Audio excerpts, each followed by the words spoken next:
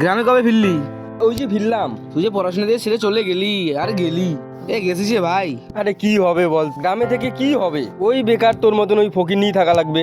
ওই দেখ এখন দেখ লুকটা দেখ।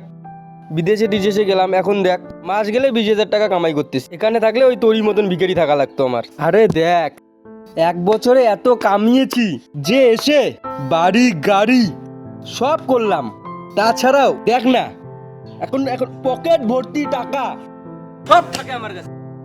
কি বলিস ভাই, বাইরে কাজ করে এত টাকা? সত্যি? তার বলতে ভাই। আচ্ছা স্যার, সব তোর কি খবর বল?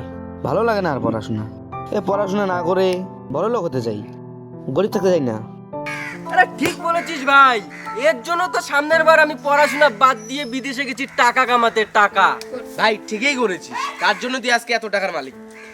ঠিক আছে ভাই, থাক, আমার আবার অত সময় নাই, আমি চললাম। ঠিক আছে।